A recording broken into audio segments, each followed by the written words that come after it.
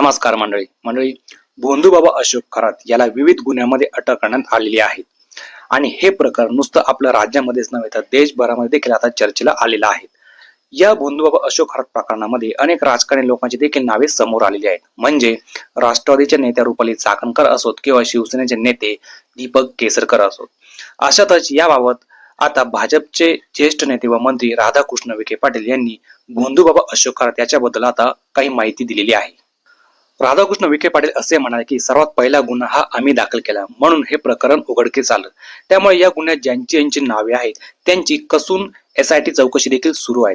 अनेक महिला या भोंदूबाबा अशोक खराच्या वल्याला बळी पडल्या. त्यामुळे लोकांना दोषी ठरवू नये. तसेच अंजलिया दमाने यांनी केलेल्या काही गोष्टी ज्या उघडकीस केल्या त्या देखील लवकरच समोर येतील. तसेच अशोक खराचे पाय धुताना भाषणात नाव घेताना देखील काही नावं आहेत ती देखील लवकर समोर येतील असं देखील ते म्हणाले. पुढे विखे पाटील असे पण म्हणाले की अंजली दमानिया यांच्याकडे भरपूर माहिती असेल. SIT चौकशी तर चालू आहे त्यामुळे जो कोणी दोषी असेल त्याची मोठ्या पदावर ही कारवाई झाली पाहिजे असं देखील ते म्हणाले. पुढे बोलताना विखे पाटील असे पण म्हणाले की दीपक केसरकर यांचा आग्रह होता म्हणून मी गेलो होतो. मात्र काही गोष्टी या अज्ञानाने होतात. माझं भविष्य लोक ठरवतात. हात दाखवून अवलक्षण मी करत नाहीत असं देखील राधाकृष्ण विखे पाटील माध्यमांसमोर म्हणाले.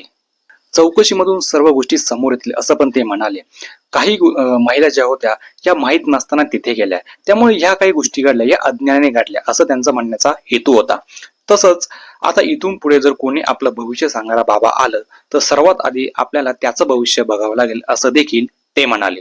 तर या सर्व गोष्टींबद्दल आपलं मत जरूर आपण कमेंट्स मध्ये व्यक्त करा. व्हिडिओ आवडल्यास लाईक करा, शेअर करा आणि चॅनलला सबस्क्राईब करायला अजिबात विसरू नका. धन्यवाद.